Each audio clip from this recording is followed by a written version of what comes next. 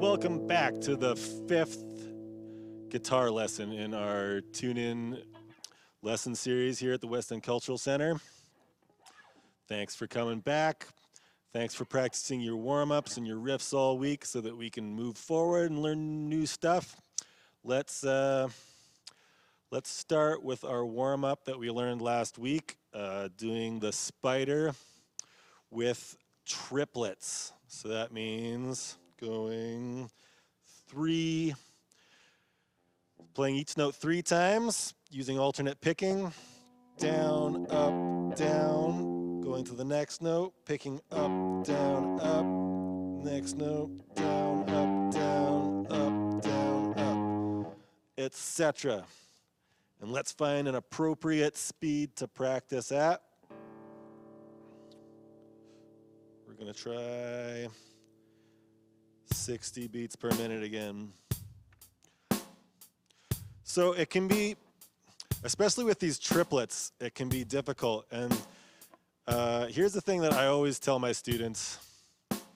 So now I'm gonna tell the camera. Listening is more important than playing. That's in our first lesson we talked about how we're gonna have to learn how to like make a note. But then we're also gonna have to learn when to make a note, and that's kind of like even more important.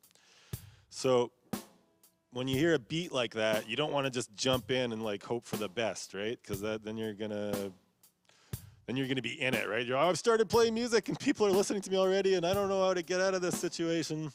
So when you hear a beat like that, you kind of want to like almost envision what you're gonna play before you play it, right? So you want to find the beat 2, 3, 4, 1, 2, 3, 4, and then we know that we're dividing each beat into 3 notes. We're playing a note 3 times for each beat. So there's my beat. So then I have to kind of imagine in my head 1, 2, 3, 1, 2, 3, 1, 2, 3, 1, 2, 3, right? So I have to fit three notes for every beat that I'm hearing there, right? And I can't use the hi-hat anymore because the hi-hat's dividing it into 2s, but we got to divide it into 3s. So we got to ignore the hi-hat and just find the beat and then divide that beat into 3. So follow along. 2, 3, 4, 1, 2, 3, 2, 2, 3, 3, 2, 3, 4, 2, 3.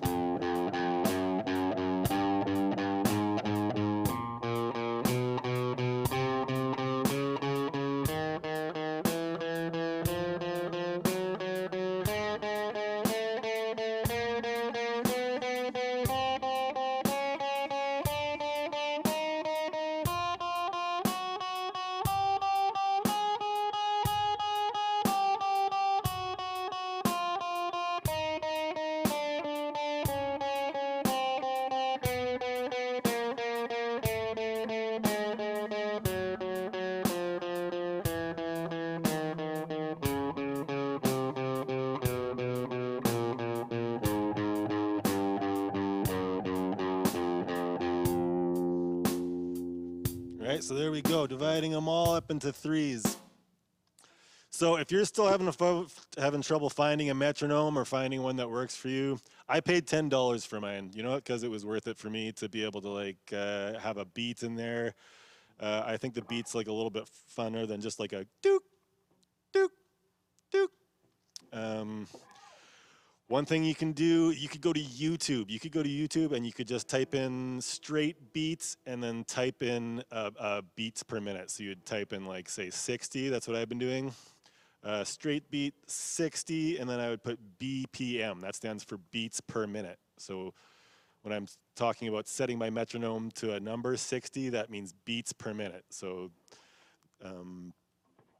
so you could go to YouTube, and then if you can find there's a guy, he's got a mullet, and then like lots of them, they'll have numbers, and like the numbers will kind of like zhink 1, zhink 2, zhink 3, and you can kind of anticipate the numbers. So that's a really, like, even just stare at it, you know, like you just get the beat inside you, and you're learning to anticipate when those numbers are coming up. So when you see like a 1 goes from small, zhink, you're kind of, and it's just a visible cue that you can use, right? Because when you're counting in your head and just trying to do it all with language and in your head, I don't know, it gets less fun, but when you just have a drummer there, he's just playing a really strong beat, and then you've got that visual cue, 1, 2, 3, 4, then you're gonna find yourself really getting inside of that beat and being able to anticipate it. And that's kind of like what it is when we're trying to divide something into 3, right? A beat into 3, you're anticipating 1, 2, 3, and I gotta get to that next beat in time. Right? So I know that I gotta hit that second note at the top of that beat. So yeah, rhythm's a really tough, tricky thing, especially like because we're not here. If we were here, we could like interact together and play together and create all kinds of rhythm together. But right now, I'm just talking to the camera. So really, like, don't be afraid of a metronome. Don't be afraid of like jamming along to YouTube. YouTube has tons of great resources for you. So like part of this thing is like, I want to teach you how to teach yourself, right? Because these videos have to end at some point. And I want to give you the tools to like just be able to play music on your own and learn on your own. So don't be afraid of metronomes. Don't be afraid of the beat. The more you learn to listen and play at the same time, the more this is going to get way funner. So we're going to add one more thing to our spider, and I think it's going to make it easier because after 3, we did 2, right? We did 1, then we did doubles. And then we did triples. So now we're going to do quadruples. And then so when we're dividing every note into 4, then we're into 16th notes. So you'll notice when we switched to 2, we started going 1 and 2 and 3 and 4 and triplets are a little bit tricky, so you're doing a great job dividing notes into 3, but then when we get to 16th notes, when we divide each note into 4, those are 16th notes. So the way we can count 16th notes is we can add a 1 E and a, right? So we're adding a note. We've got 1, and then we've got an E, and then we've got the and. The and was the 8th note, right? And then we have a. So we're adding a note before and after the and, if that makes any sense. It's going to make more sense when we add the metronome. There we go, 60 beats per minute. So I'm going to, using alternate picking, we're going to pick every note 4 times now. Down, up, down, up. 1 E and 2 E and 3 E and 4 E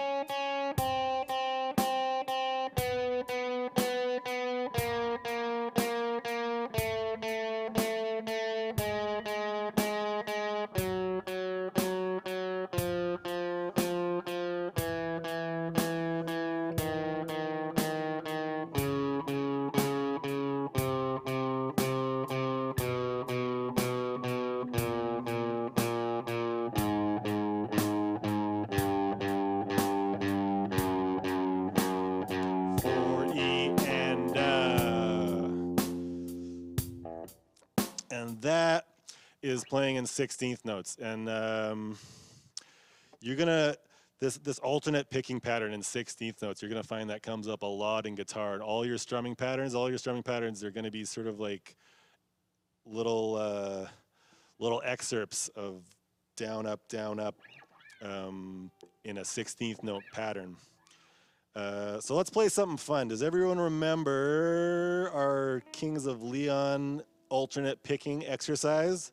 This one's totally designed for 16th notes. It's a 16th note groove. So now that we're good at 16th notes, let's just do a review of it. We have our note on the B string here. And in between every note on the B string, we're going to grab this 0 note on the E string. And then so on the B string, we're going to go 5, 5, 5, 4, 2, 2, 2, 10, 9, 9, 9, 12, 7, 7, 10, 9. So I hope you've been practicing that for since the last time you learned it. And there's going to be a tablature attached to this. And if you don't know how to read tab, we're going to check that out in a sec. But if you've got that under your fingers, then we can add our beat. So you want to hear your beat, and you know you're playing 16th notes, so you're going to kind of imagine that. 1 E and a 2 E and a 3 E and a 4 E and a.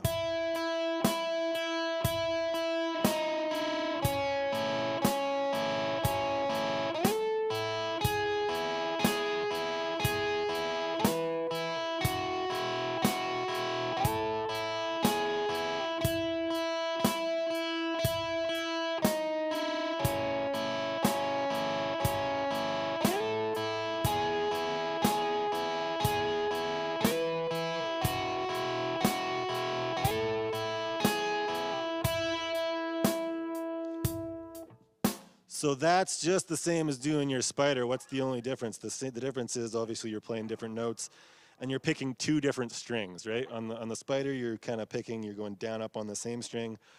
On this cool lick, I love this lick because it uses the open E string, and that's kind of like where the guitar really opens up for me, is when you're using those open strings and they're ringing throughout.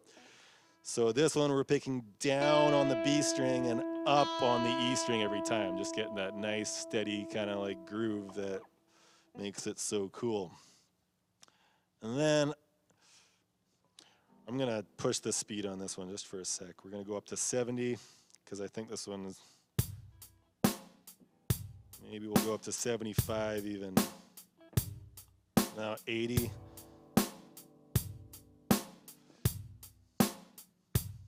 Every day is going to be different. Depends if you had McDonald's for breakfast that morning, you're probably going to want to set your metronome slower.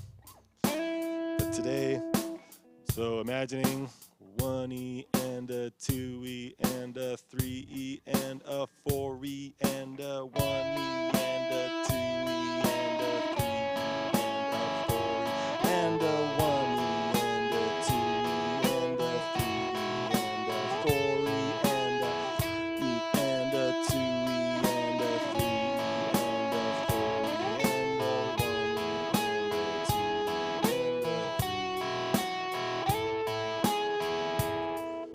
Right, so that one gets funner as you get faster, and just that open E string is really fun to play along with. I think, I'm trying to remember how fast the song is. I think eventually you're gonna get up to.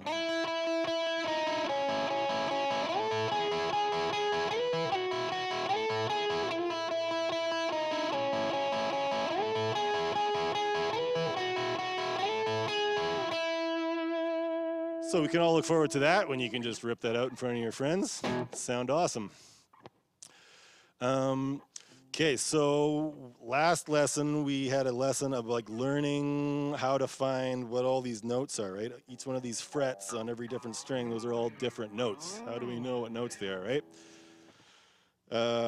So we learned about the musical alphabet. We've got A through G, and every one of those notes has a note in between it with 2 different names. So A has a note in between A and B called A sharp, higher than A, or B flat, lower than B. And then there's 2 exceptions, right? There's no note between B and C. B just goes straight to C. And there's no note between E and F. So that was a quick review. And then we also learned how to make power chords, like full power chords, not using the open string, but using 2 fingers. And then so if we know what the note on the bottom string of the power chord is, then we know what that chord is called. So see if you can find for me a D power chord on the A string. Right? So there's going to be, we talked before, there's multiple different ways of playing chords on the guitar. Because all the notes overlap. So there's tons of different ways you can play an A chord down here or up here or in the middle.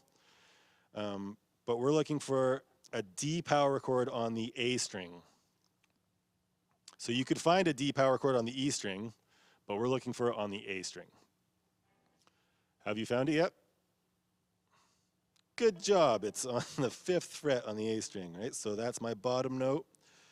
And if I count, right, A sharp, B, C, C sharp, D. So there's my D note. And we know that my power chord needs a D note on the bottom.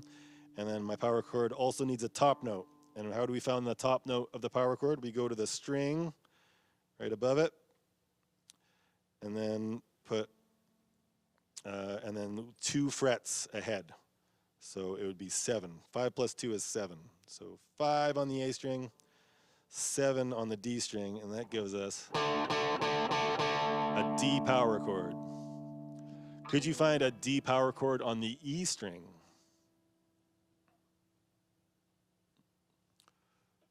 Good job. It's going to be, if I was doing this, I would say, I know that like D is pretty close to E, but not quite, right? So if I start at E, I'm going to have to count pretty far up until I get to D. But if I start counting down from E, right, we remember that this is the octave with the two dots here, the 12th fret.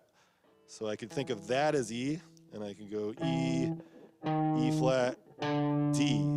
Oh, that was kind of quicker than, or I could have counted E, F, F sharp, G, G sharp, A sharp, B, C, C sharp, D. All right, so there is a power chord D on the E string, and there's power chord D on the A string, and they basically sound the same. They sound a little bit different, right? Because the strings all have a different sound, but it's the same notes.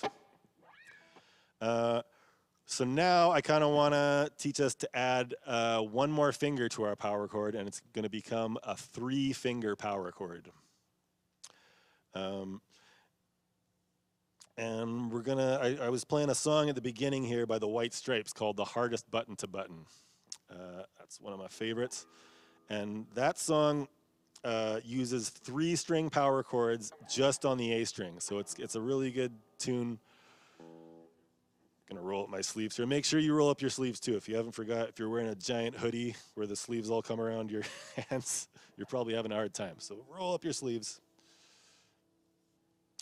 So we're going to be learning this song by the White Stripes with a bunch of power chords on the A string, but we're going to add one. So if we're on the A string, right, making power chords, that means we're using the A string and the D string. But we're also going to use, we're going to add the G string to this power chord. Right, so instead of our chord just being, we're going to add that G string note. And that is actually the same note as the bottom. So we have 3, we're playing 3 different strings, but there's only 2 notes going on. We've got A, the A string for this one.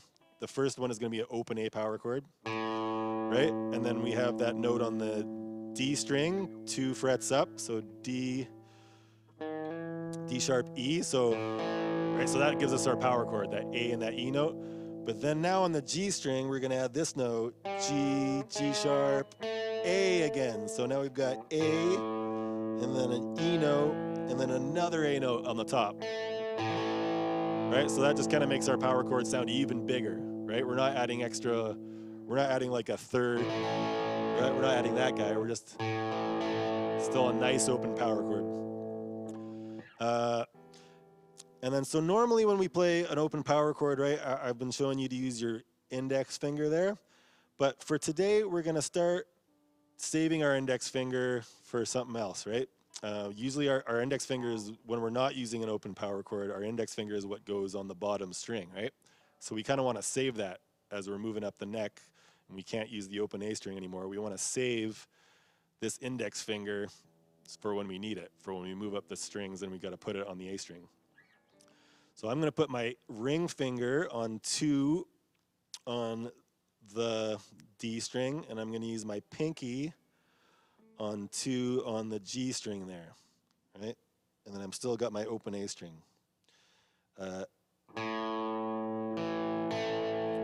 But if we want to play it the cool Jack White way, which is just, it's like the simplest, coolest riff, we're going to pick the A string, and then we're going to go up to the G string. We're going to skip the D string, so A string straight to the G string, and then we'll come back down and get the D string on the way down, and then hit the A string again to finish it off. So this is another one of those things where some people can get confused by like, oh, the first note is the same as the last note. So remember going A string, D string, no, sorry, A string, G string, D string, A string. And that's one time. So that'll sound like this. And then if you're, yeah, Jack White, he'll just mute it. So that's another thing you can, that this hand's good for, is if you just, if you want to cut off the, if you want to cut it off, because that's a part of music too, right? It's like sometimes you just want to cut it off nice and tight. Then you can just do that with the palm of your picking hand here. So we've got our 3-string open A power chord here that we're doing with our ring and our pinky finger. Right? Okay. So now we're going to incorporate the not open power chord part, and we're going to move, we're actually going to move your ring finger and your pinky finger that are on the 3rd fret here. We're going to move them 2 up to 5. But now we're going to need the bottom string to be fretted as well. We can't use that open A string. We have to fret it. So now we're going to use our index finger, which has been patiently waiting, and press 3 on the A string there. And then so now we have the same chord, just moved up 3 frets. 1, 2, 3. And then we're going to use the same picking pattern. A string, G string, D string, A string. Mute it. So then, and I just think like that's the reason that I'm showing you to, because I just think it's so much funner just to like kind of like slide it up. You know, you could play your open power chord like that, and then you're gonna have to like reconfigure your whole hand to get to that one. So I really like doing it this way, where I'm already starting using the fingers that I'm gonna use as I move up, and then I just move them up 2. I'm actually moving them up 3, sorry. Moving up 3 frets.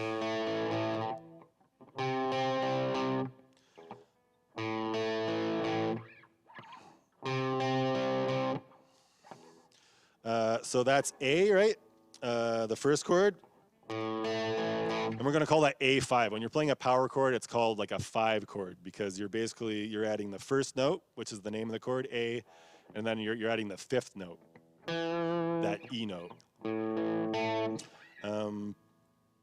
That's a little complicated, but right now you can just know that this is called A5. Power chords are called 5 chords. And then when we move the bottom note, A sharp, B, C, and now we're playing a C 3-string power chord.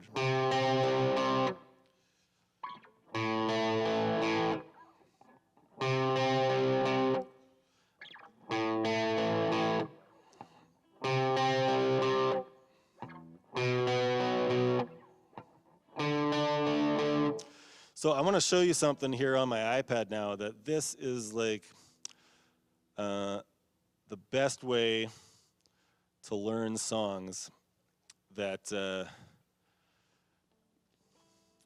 I mean, if you're learning rock songs, right, if you're learning songs with a singer, then it's good to follow the lyrics, right? And when you want to learn a song, you'll often, like, you'll type in a song, I want to learn how to play the song, and you'll get like a lyric sheet.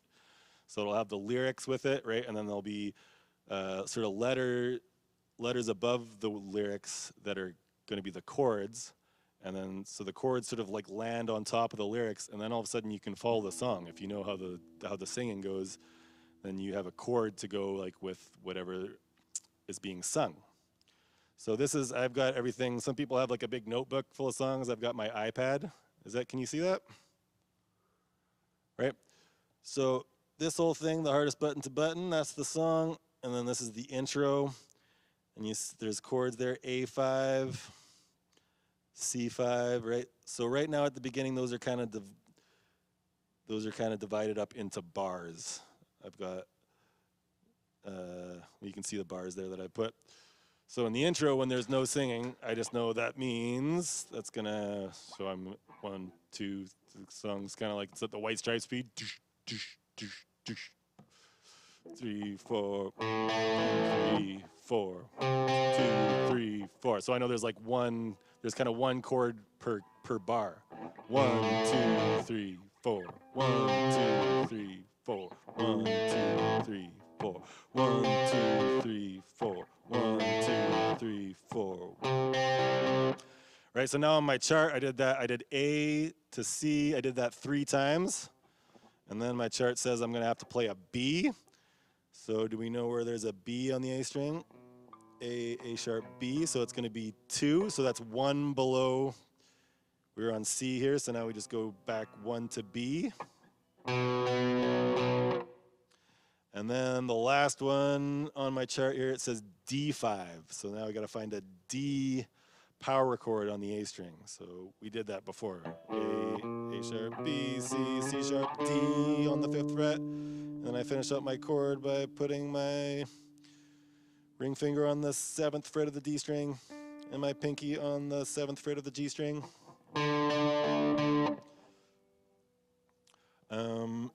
Okay, so then my chart says we're going to play that twice. So if you've actually ever heard the song before, you know it kind of starts with like sort of like a bassy intro, right? And then the guitars are going to come in.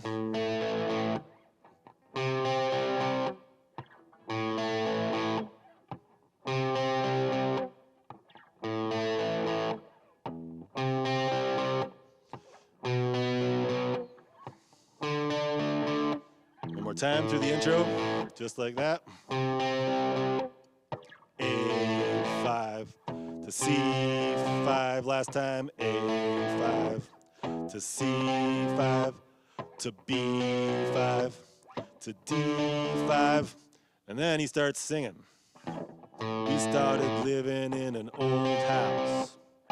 Mama gave birth and we were checking it out. It was a baby boy, so we bought him a toy. It was a ray gun, and it was 1981. We called him Baby. He had a toothache. He started crying. It sounded like an earthquake. It didn't last long because I stopped it. I got a rag doll and stuck some little pins in it. Oh, that's a new one. I really love that one. He goes, instead of going to D for the last one, he goes to A sharp for the last one. So it's kind of like this, just moving down every note. When you get every note on the way down, that's called chromatic. Getting all those notes, so.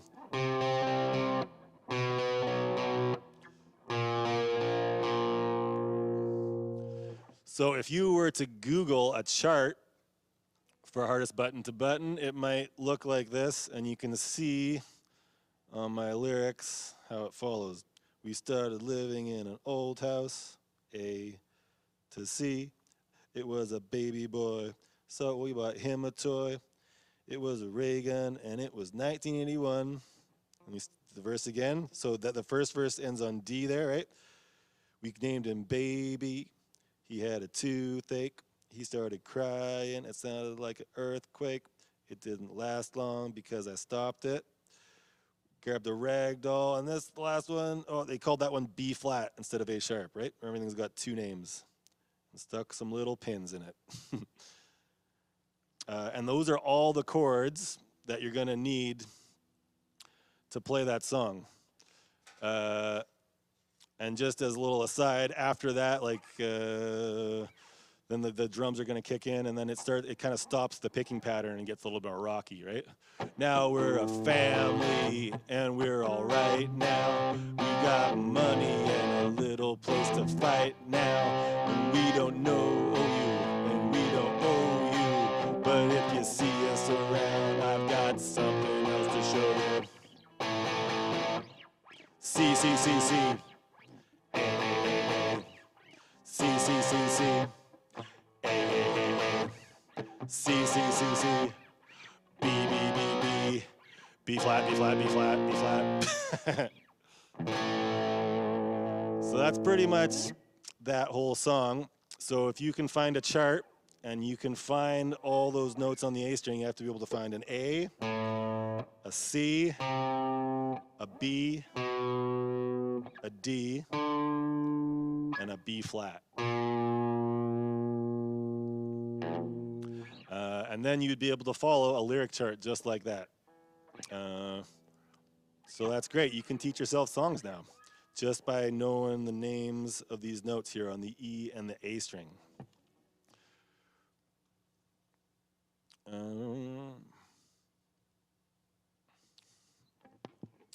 Okay, let's learn one more chord that's going to go with our fast car song that we've been learning.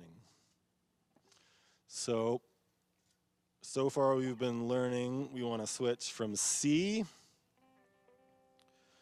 with my ring finger on 3 on the A string and my middle finger on 2 on the D string, leaving the G string open, and my index finger on 1 on the B string, leaving that high E string open, and not playing the low E string. We're skipping it. Remember, we're driving in your car, and then we're gonna switch to the G chord. Speed so fast it felt like I was drunk. And then now we're gonna switch to this E minor chord. Oh, sorry, we forgot to review the G chord. G's, middle finger on 3 on the E string.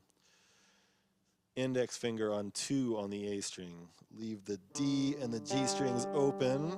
Ring finger on 3 on the B string.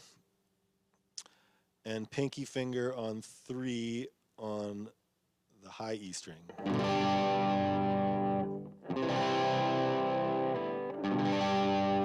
So G's tricky. G's a really tricky one. It took me a while, G. So remember, you could just, if it's really being something that's frustrating for you, you can just play like the lower part of it and just skip the top note, or maybe you could skip the note on the B string, right? Right? And then you could add those guys later, right? So G's a tough one. You have to use whole 4 fingers, and you're at the top and the bottom of the string, so G's tricky. Don't get discouraged, it's gonna come. Then E minor. There's a nice easy one for you, right? So middle finger on 2 on the A string, ring finger on 2 on the D string. So remember when we were driving in our car, speed so fast it felt like I was drunk. City lights lay out before us. Okay, so now we need this one last chord that we don't know yet, and it's gonna be the D chord. Right, so we already learned a D chord today, right? But we're gonna learn the open D chord. This is in 1 million songs. So to make a D chord, we're gonna put our index finger on 2 on the G string, and then we're gonna skip the B string for now and put our middle finger on 2 on the high E string. So you can see we're just kind of straddling the B string there. And then we're gonna use our middle finger to get the B string, except he's just gonna stick out 1 fret on the 3rd fret on the B string there. So index finger on 2 on the G string, middle finger on 2 on the E string, and ring finger on 3 on the B string. And then here's a good trick. We have this D chord, and I keep on talking about how the bottom note of the chord is really important. And we want the bottom, if we have a D chord, we want the note on the bottom of the chord to be D. So the easiest way to do that is we have a D string, right? So then we got a nice big D note there. So we're actually just we're just gonna start our D string there on the D string. We're gonna ignore the E and the A string, because I know a lot of people who play their D string, their D chords like this. And it's basically the right idea, but it could sound better, right? There's something going on down there that's not the best, and that just means we have to be careful with our right hand.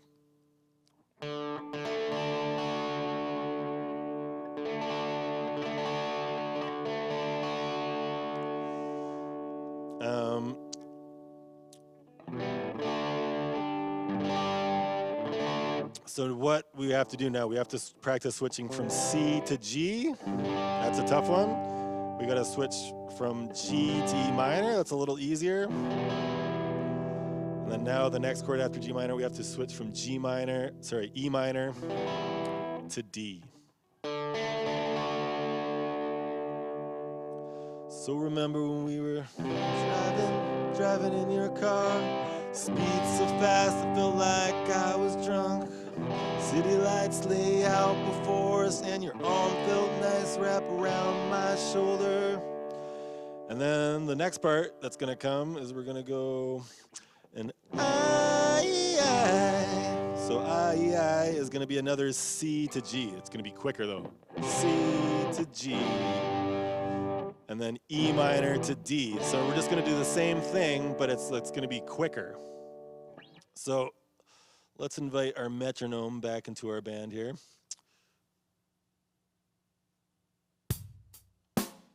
So I'm gonna imagine, I'm not sure if this is the right tempo. I have to imagine if this is gonna be the right tempo first. I'm not just gonna start playing.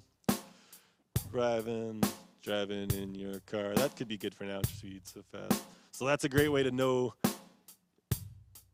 how fast a song is if you can sing it, right? The vocals are gonna like sort of determine the song.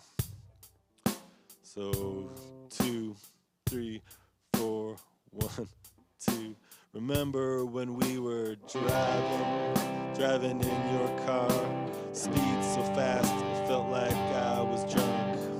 City lights lay out before us and your arm felt nice wrapped around my shoulder, and I had a feeling that I belonged. I had a feeling I could be someone. And then the last thing, it's just gonna do one more C to D at the end. Be someone, be someone.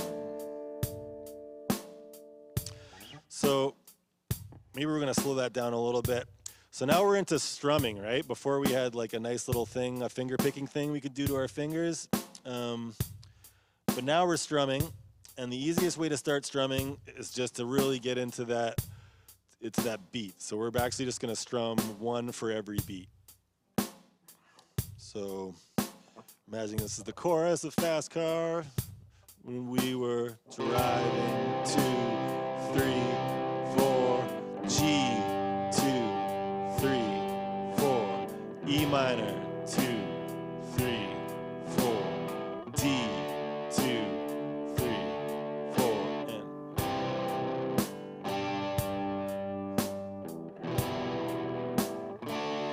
so those last ones, the I part, they're kind of like shots. They're like I would just play them once. So I, and you can, sorry about my voice there, but we can, the easiest way to do it is kind of to follow the vocals, because otherwise there's like going to be some complicated counting involved, right? Because it's almost like you're doing a shot right before the beat. So if I was counting it, 4, 1, 2, and 3, and 4, I. So I have to switch on an and. 1 and 2 and 3 and 4. So it's a little bit tricky. It's easier if you just kind of like follow the melody. I, right? Because the vocal does that already. And it's the same thing for the E minor to D. Had a feeling that I belonged. So you're matching your switch with I. Had a feeling that I belonged. Or you could do it the really hard way and count it. 1 and 2 and 3 and 4 and 1 and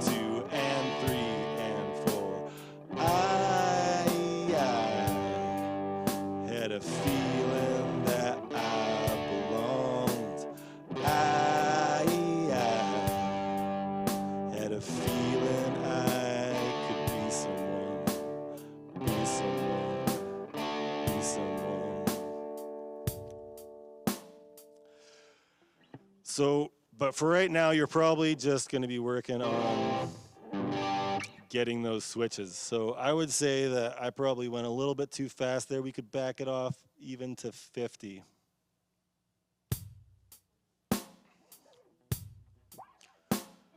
Driving to. Okay, and here's the other thing. Think ahead. I always forget to say this, but it's kind of a no-brainer. Think ahead, right? So this is the key to switching chords. While you're playing C, right, you've already done all this work. You've got your fingers in the right place. Your work's done, right? You're like, oh, I can relax right now. I can just do the strumming part. But really, your brain should always be working. What's next? If you know what's next, you should already be thinking ahead to like, oh, okay, so I'm gonna be putting my finger there. And it's just like timing. It's just like, it's really easy to like, while your fingers are in place to like, want to take a break, want to take a mental break. But if you can just not take a mental break and use your mental power to like think about what's coming up next, then you're gonna really be surprised about how big a difference that makes to you getting there in time. So we don't go 1, 2, 3, 4. Oh, what's next? Oh, I gotta. All right, then then we've already lost the song. The song's already gone on without us. So even at this nice slow speed, we're playing 1, 2, 3, 4. So as soon as I'm done with the C chord, I'm already going to the next chord. What's next? D's up next.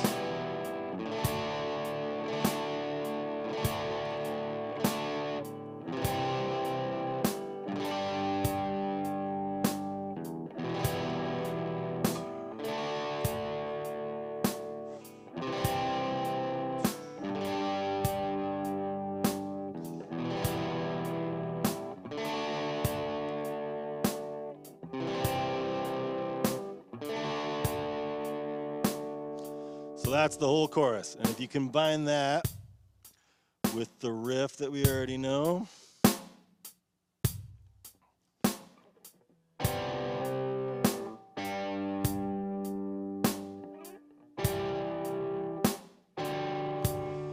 so this is one of those situations where the metronome is now too slow. It's important to dial in the time, because if it's too slow, it's easy to get lost, and if it's too fast, it's hard to keep up. So just finding that right speed. See, I went from 50 to 60 there, and I almost feel like there's a speed in between there that's gonna work better. We'll try 55. So don't be scared of this either. Like, find the right speed to play it at, and then all of a sudden it's gonna be fun instead of not fun.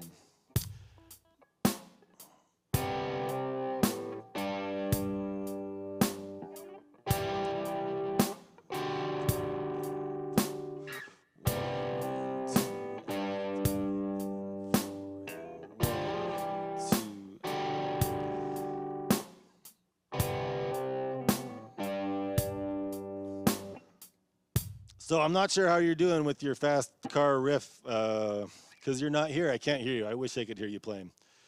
But if you're pretty good, if you're getting that under your fingers, then we want to start thinking about things like, is this even? Right? Because the temptation is going to be like, oh, I don't want to do it too soft because then I'm going to mute it. So then people just want to go like, right? But then that's too fast, right? Because even though we're not using our right hand to pick the notes, they still have to sort of exist in our beat. 2 and 3. So this is going to be 1 and 2, right? That's got to be in time. So you pick it once. So this will be another tiny little excerpt you're going to practice. 1 and 2 and 3 and 4. 1 and 2, 3 and 4. 1 and 2 and then you're actually switching to the G on the and, right? So 1 and 2 and 3 and 4. 1 and 2 and 3 and 4. 1 and 2.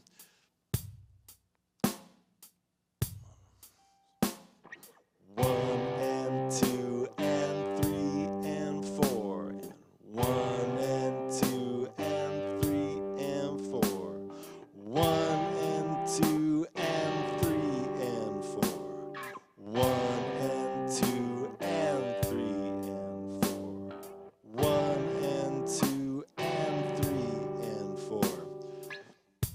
So that seems tedious, right? Doing all that counting.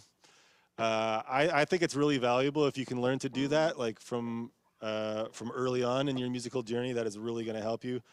But also, there's just your instinct, right? Like maybe if you've like learned this song, heard it, then you're gonna kind of lean towards playing it that way.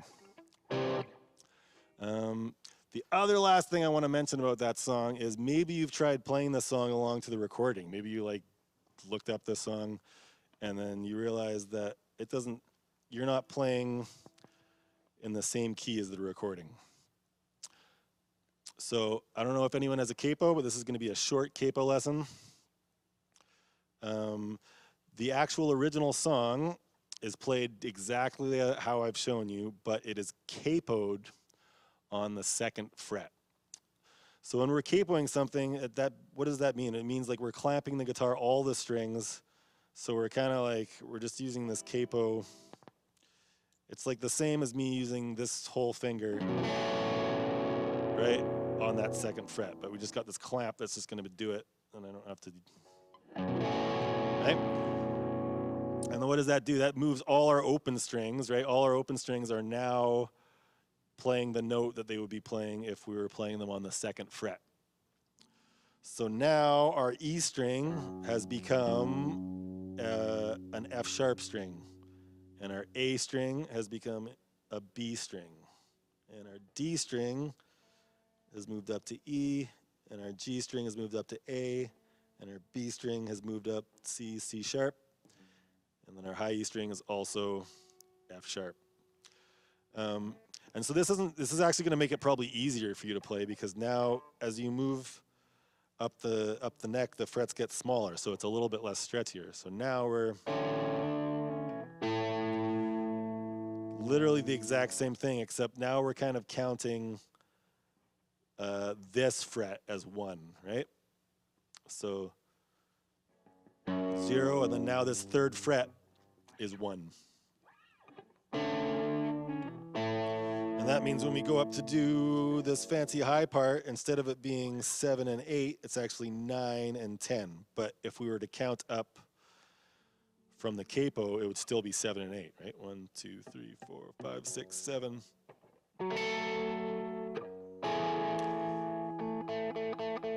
And we still have this nice open E string in between. So the E string, the G string has now become an open A string because we're playing an A. So that's like that can be a confusing thing about guitars, because you're using like the same, this is a C chord, right, that we learned, but because we've moved all the notes up using this clamp, it's now a D chord. Transposing can get a little complicated, and we don't want to get too mired down in that, but just, so it's going to be up to you. Up till now, I've been playing it without the capo, just in case you don't have a capo, and so I can sing it better. But also, the original Tracy Chapman version is played in a different key, just with everything capoed up 2 frets.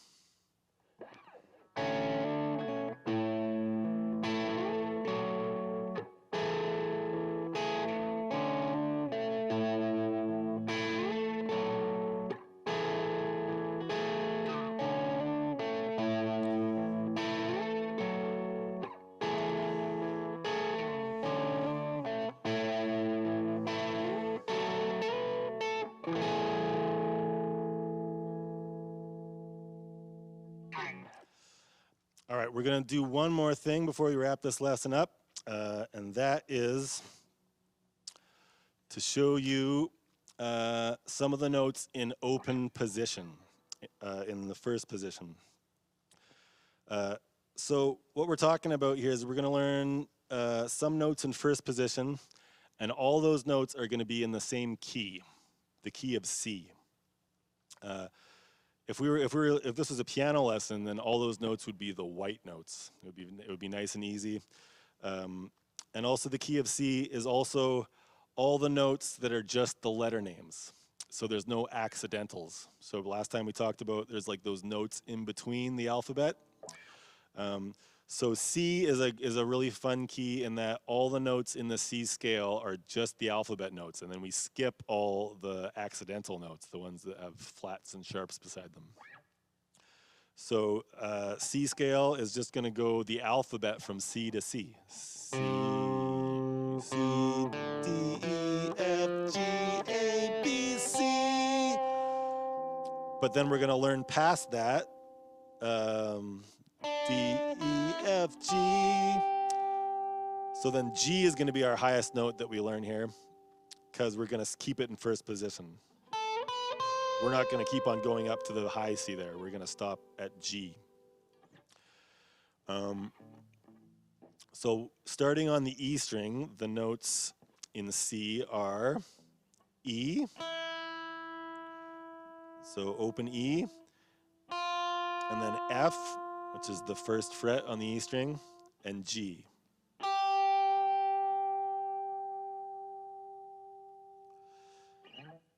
So I've included in the notes a way to read those notes in musical notation. So reading music can be scary for people, and a lot of guitar players don't do it. But just a little bit of music reading is really helpful, just so that we can visualize the notes going up, right? So there's going to be a staff that you'll see in the notes, and then so the notes could either be on the line or on the space. So this high E string here, if we look at that note in musical notation, it's going to be on the treble clef. There's two different kinds of clefs.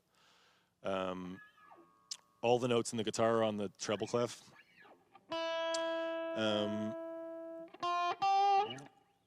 And the note is going to look, this high E note is the top space. So you're going to see that it's in the top space on the musical staff. And then as we go up to this F note, F is going to move up from that top space, and then it's going to be on the top line. So E was on the top space, and then F is on the top line. And then this G note is going to rest just on top of the top line. It's going to just look like a little egg resting there.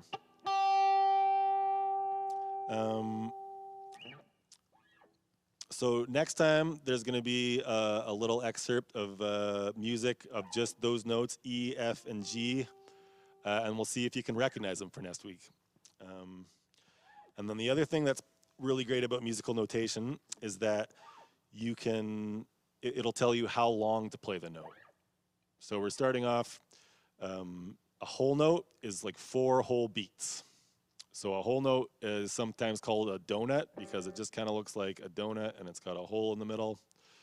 And then so if you see that, just the donut, then you know you're going to hold the note for 4 beats. 1, 2, 3, 4. A half note is going to look like a whole note, except it's going to have a staff next to it. And you'll see that in the notes. And you hold that for 2 beats, right? So if a whole note is 4 beats, a half note is half of 4, that's 2 beats. And then there's one last kind of note that you can read, and that's going to be, it's going to look like a half note, except it's going to be filled in. So there's no more hole in the middle. It's just going to be filled in all black, and that's a quarter note. And a quarter note is for just 1 beat. So we got, here, it'll be easier if we got the beat to play along with us. So we're listening for the beat. 1, 2, 3, 4. Whole note on E. 2, 3, 4. Whole note on F. 2, 3, 4. Whole note on G. 3, 4. Right? And then if we're playing half notes, 1, 2, 3, 4. 1, 2, 3, 4. So what did I just play there? I played a half note on E, a half note on F, and a whole note on G. And then finally, we could add quarter notes. 1, 2, 3, 4. 1, 2, 3, 4. So those are quarter notes. And then so there's going to be a little bit of music that we'll see if you can read it next week, and then we'll tell you if you did good or And remember, if you have any questions about this stuff, please don't hesitate to swing by the West End Cultural Center on Tuesdays and Thursdays after school. We run a great drop-in program, and we'll be happy to jam with you and play music and answer all your questions and just get to know you a little bit. So hopefully I'll get to see you in person one day.